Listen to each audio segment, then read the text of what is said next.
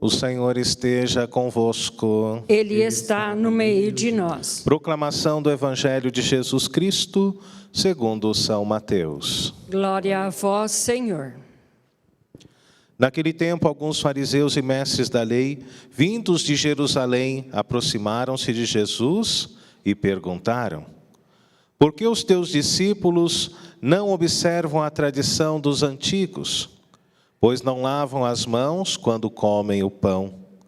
Jesus chamou a multidão para perto de si e disse: escutai e compreendei. Não é o que entra pela boca que torna o homem impuro, mas o que sai da boca, isso é que torna o homem impuro. Então, os discípulos se aproximaram e disseram a Jesus: sabes que os fariseus ficaram escandalizados ao ouvir as tuas palavras? Jesus respondeu: toda planta que não foi plantada pelo meu Pai Celeste será arrancada. Deixai-os, são cegos guiando cegos. Ora, se um cego guia outro cego, os dois cairão no buraco. Palavra da salvação. Glória a vós, Senhor.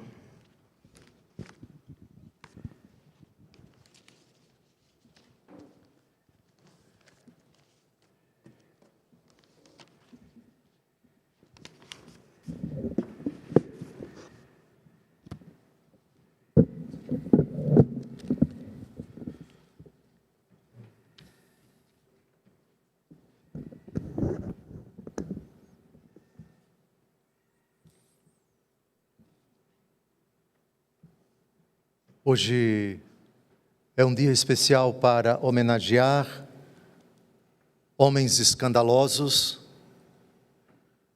e pessoas escandalizadas. A maior prova da fidelidade da Igreja de Cristo a Jesus é quando ela é estrita e evangelicamente escandalosa. Se a Igreja não escandalizar o mundo, é preferível que ela feche as portas para balanço. Existe um escândalo que é mau. Existe um escândalo que é bom. No Evangelho de hoje, nós temos uma prova desse escândalo que é bom. Sabes que os fariseus ficaram escandalizados ao ouvir tuas palavras? Na 1 aos Coríntios, capítulo 1, a partir do versículo 22,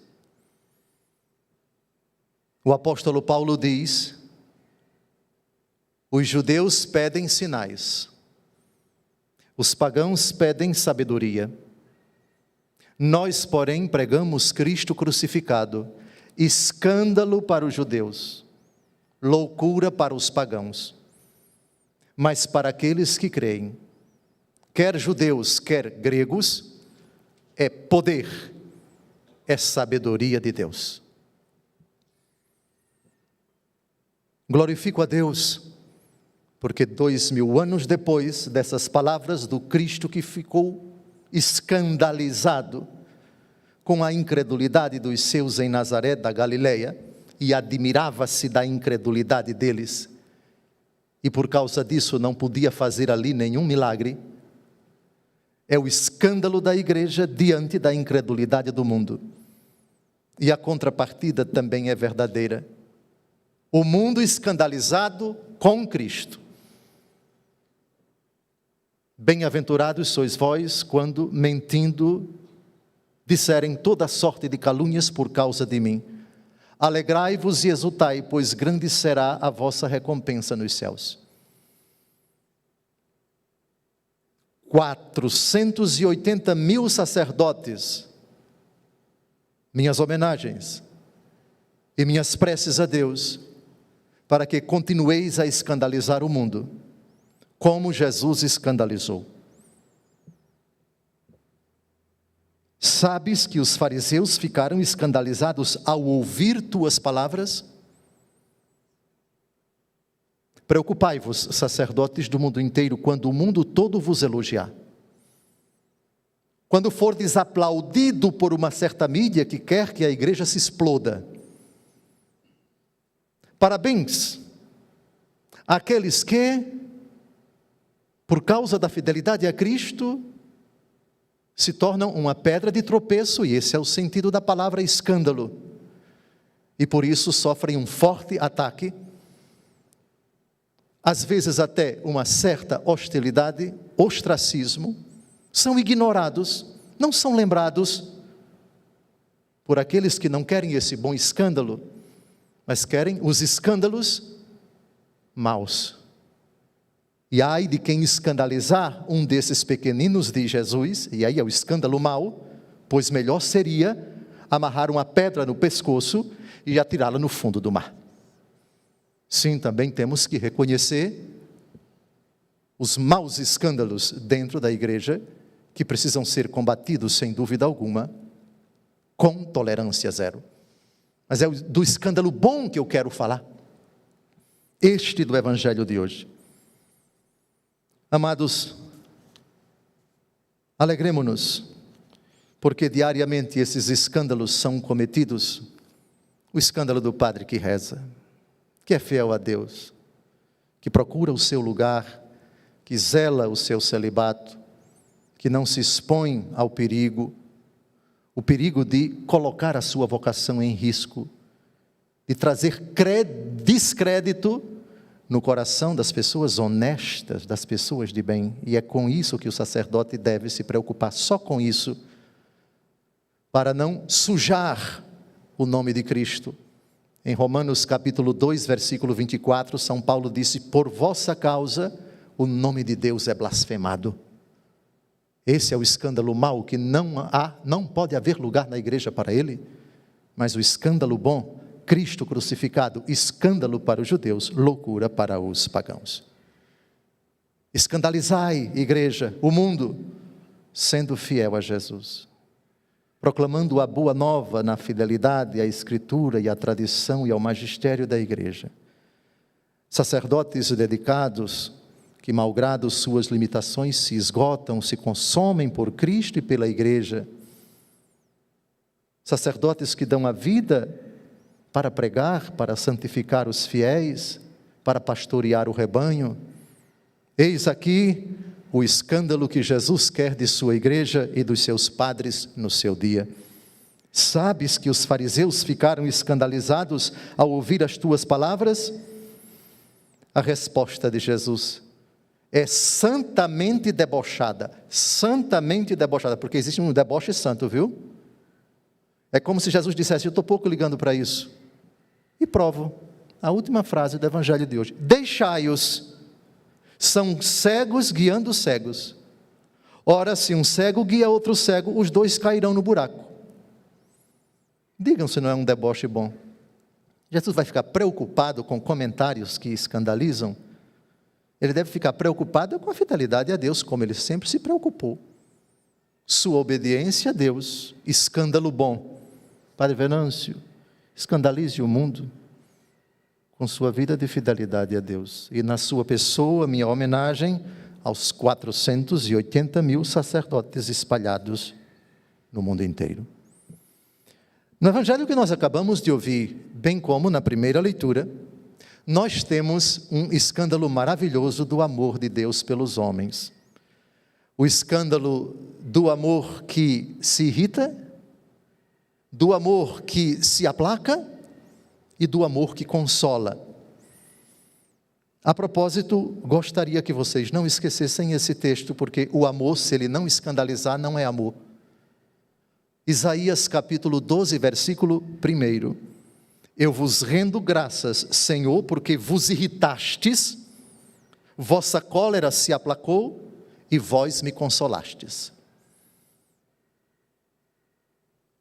É surpreendente que o profeta Isaías renda graças a Deus porque Deus se irritou contra ele. O verdadeiro amor precisa se irritar, mas não é uma irritação humana. A irritação em nós quase sempre vem acompanhada de um mau desejo contra a pessoa que nos irritou. Isso é próprio da fragilidade humana. Mas a irritação de Deus, e vamos usar uma outra expressão mais dura, a ira de Deus é uma manifestação bonita do amor. Quem ama, se disser que nunca se irritou com a pessoa amada, nunca amou. E vamos começar aqui por todas as mães. Agora vamos explicar na Bíblia qual é a irritação que não é pecado, qual é a irritação que é prova do amor. E cito para isso Romanos capítulo 1, versículo 18. A ira de Deus se manifesta do alto do céu contra toda a impiedade e perversidade dos homens, que pela injustiça aprisionam a verdade. Prestem atenção contra o que se acende a ira de Deus. Não é contra o homem, é contra alguma coisa do homem. Eu vou ler de novo, prestem atenção, porque é preciso essa distinção entre o pecado e o pecador. Ela está aqui nesse versículo. Se você não separa as coisas, você na verdade não está demonstrando o autêntico amor escandaloso. Um amor que escandaliza se irritando, não contra a pessoa amada, porque isso seria contradição, mas se irritando contra as atitudes pecaminosas da pessoa amada. A ira de Deus se manifesta do alto do céu contra toda a impiedade e perversidade dos homens, que pela injustiça aprisionam a verdade. Não é contra o homem que a ira de Deus se acende, mas contra a impiedade dos homens, contra o pecado dos homens. E quem ama não pode tolerar que a pessoa amada, com o seu pecado, caminhe para o abismo, para a condenação. E por isso sua ira se acende contra o pecado da pessoa, não contra a pessoa. E essa distinção é bem clara em Deus. Disse isso porque na primeira leitura que nós acabamos de ouvir, nós temos esse desabafo de Deus por meio do profeta, a nação de Israel que acabou de ir para o exílio. Jeremias viu o último rei de Judá, Sedecias, ter os seus filhos assassinados na sua frente. Depois Nabucodonosor, que presenciou a cena, furou os olhos do coitado do rei, e ele partiu para o exílio com os que escaparam do massacre, pondo fim à realeza de Israel, até a chegada de nosso Senhor. Muito bem, diz o profeta, o Senhor Deus por meio do profeta, escreve para ti num livro todas as palavras que te falei. Isto diz o Senhor: incurável é tua ferida, maligna tua chaga, não há quem conheça o teu diagnóstico. Uma úlcera tem remédio, mas em ti não se produz cicatrização. Todos os teus amigos te esqueceram, não te procuram mais. Eu te causei uma ferida como se fosses inimigo, como um castigo cruel, por causa do grande número de maldades que te fez endurecer no pecado. Porque gritas em teu sofrimento, é insanável a tua dor. Eu te tratei com rudeza por causa das tuas inúmeras maldades e por causa do teu endurecimento no pecado. As mães todas sabem dessa disciplina corretiva cheia de amor quando o filho faz besteira. Vem cá, perdeu o ano, passou o ano todinho na vagabundagem, agora foi reprovado e vai repetir o ano. Eu não falei para você isso.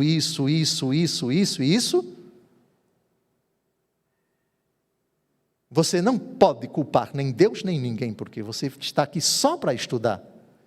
Sabe aquela reprimenda boa, por amor, não visando diretamente a pessoa, mas a negligência dela, a preguiça dela, a inconsequência dela, a irresponsabilidade dela. Esta é a ira de Deus, contra toda a impiedade dos homens, não é contra os homens. Dos homens é complemento nominal. A ira de Deus se acende contra a impiedade dos homens, e isso é prova de amor. E esse é o escândalo bom. Esta é uma forma de manifestar a misericórdia a quem está praticando a impiedade. Todavia, a partir do versículo seguinte, depois dessa reprimenda, que é prova da misericórdia, a misericórdia de quem precisa tomar consciência de que deve se curar, de que deve renunciar à causa da impiedade, o seu pecado, rejeitá-lo definitivamente, Deus muda o discurso.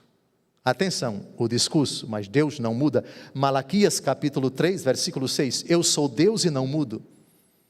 O amor de Deus não muda, mas se adequa às mudanças que nós permitimos na nossa vida. Se decidimos mudar, estando na graça, partindo para o pecado, Deus se adequa, a misericórdia de Deus assume uma modalidade chamada ira. E porque Ele ama, Ele se irrita. Isaías 12, versículo 1, dou-vos graças, ó Deus, porque vos irritastes, porque vossa ira se aplacou e vós me consolastes. É a pedagogia tripla. Ou se quisermos uma única pedagogia que, dependendo da nossa situação, Deus vai percorrer esses 3 passos. Eis que eu mudarei a sorte das tendas de Jacó, terei compaixão de suas moradias, a cidade ressurgirá das ruínas, a fortaleza terá lugar para as suas fundações, teus filhos serão felizes como outrora, e agirei contra todos os que os molestarem, sua comunidade será estável na minha presença, sereis meu povo e eu serei o vosso Deus. Perceberam que até na manifestação da ira, Deus é sublimemente misericordioso, eternamente compassivo. Amados, assim também a geração dos vossos servos, para que cantem o seu nome em Sião e louve ao Senhor Jerusalém.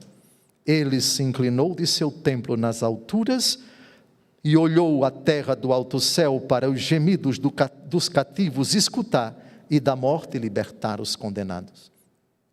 Eis então o grande escândalo que nós queremos bem dizer nesta manhã, nesse dia jubiloso, o dia de todos os sacerdotes. Provérbios capítulo 3, versículo 12, o Senhor castiga a quem Ele ama e pune o filho a quem muito estima. Ó gozosa manifestação da misericórdia de Deus, quando Ele castiga, com a finalidade de extirpar aquilo que no homem não é por natureza do homem, que é o pecado, manifestando assim com a punição do filho, exatamente porque eu estimo você, é precisamente porque eu amo você, porque eu lhe quero bem, eu sou o Senhor e não mudo. Porém, para concluir essa homilia de 5 segundos, é preciso que rezemos com o salmista do Salmo 37, versículo 1. Senhor, em vossa cólera, não me repreendais. Em vosso furor, não me castigueis. É como se o salmista dissesse, pode me repreender, Senhor, mas não com cólera, que eu não aguento. Senhor, me castigue, mas não com furor. Veja, a Bíblia não, o salmista não pede para não ser castigado. Que é isso? Por favor. O castigo é prova do amor. Se a mãe não castigar, como é que o filho vai se corrigir? Ele precisa experimentar limites. Ele precisa colher aquilo que ele semeou. O que o homem semeia, isso ele vai colher. E o papel da mãe, disciplinador do verdadeiro amor, comporta também a possibilidade de punir e de castigar. Isaías capítulo 64, versículo 9, ó Senhor, não vos irriteis excessivamente, não guardeis a lembrança da culpa indefinidamente. Era precisamente o que fazia São João Maria Batista Vianney, num apostolado, num pequeno povoado do norte da França, Ars, durante mais de 30 anos, para uma comunidade que vivia completamente afastada de Deus. Tal era a situação daquele povoado quando ele chegou como pároco, e no dia de sua morte, Ars estava completamente transformada. Mas a sua pregação, que nunca deixou de aludir à possibilidade do castigo de Deus, da ira de Deus, nos termos que eu já expliquei nessa homilia, certamente a síntese da pregação e da vida de São João Maria Batista Vianney, pároco admirável, sacerdote ornado de muitíssimas virtudes humanas, cristãs e sacerdotais, a síntese da prudência pastoral, da pedagogia de um magnífico sacerdote, num povoado perdido da França, completamente estragado pela Revolução Francesa, que foi em 1789, e quando a Revolução explodiu, ele já tinha 4 anos de idade, portanto exerceu todo o seu ministério já no século XIX. É esse texto admirável de Isaías 54, de 8 a 10. Em um acesso de cólera, volvi de ti minha face, mas no meu eterno amor tenho compaixão de ti. Vou fazer hoje como no tempo de Noé, tal como jurei então que o dilúvio de Noé não mais se abateria sobre a terra, do mesmo modo faço juramento de não mais me irritar contra ti e de nunca mais te atemorizar. Mesmo que as montanhas oscilassem e as colinas se abalassem, jamais o meu amor te abandonará e jamais meu pacto de paz vacilará. Conjugue ao longo de sua vida, Padre Venâncio, conjugai 480 mil padres no mundo inteiro, essas doces realidades do amor de Deus. O castigo, mas também a brandura. A ira de Deus, mas também a sua doce e inalterável misericórdia. Feliz dia do Padre. Louvado seja nosso Senhor Jesus Cristo. Para sempre seja louvado.